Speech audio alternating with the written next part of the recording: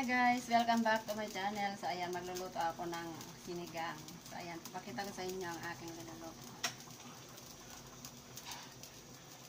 Bago mo panoorin lahat-lahat, ito ay mag-shoutout muna ako. At sabihin mo dito kung saan ka nakatira. Para alam ko naman kung saan ka nanonood. So ayan, nilagay ko na yung kamatis, nilagay ko na yung sibuyas. At nilagay ko na rin itong gabi. So nilagay ko na rin itong okra. Ayan, sili. So, melon kulang. Hindi ako nakabili ng sitaw at saka talong kasi wala akong nakita na sitaw. Wala rin ako nakita ng talong doon sa bilihan ko. So, syempre, huli na itong ilagay natin na kangkong. Okay, hintayin natin na maluto yan. Ayan, maliit kong lutuan ko. Pagkain lang ng mag-isa.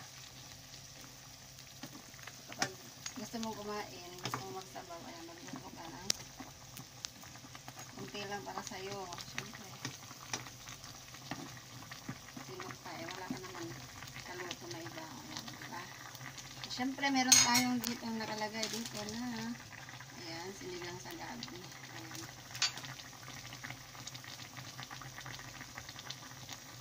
So, mamaya ko na ilalagay yun. Aba, syempre maglagay muna tayo ng pampasarap. Ayan, nor cubes. Maliit lang yung ating cubes. Para sumarap na lang ang ating ulam. So, ayan, maglagay na tayo ng pampaasim, sinigang, magabi. Ayan. Huwag natin ilagay lahat dahil sobrang asim na kapag ilagay natin lahat. So, ayan. Buto-buto. So, ilang peraso lang ang binili ko. Mga 1/4 lang siguro ito. Thank you so much for watching. Kapag bago ka pa lang sa aking channel, ay huwag kalimutan mag-like at syempre mag-subscribe sa ating YouTube channel. Bye-bye! Have a nice day and God bless sa ating lahat. See you on my next vlog! Ito na ang aking sinigang. Ayan, na kayo at kakain na tayo.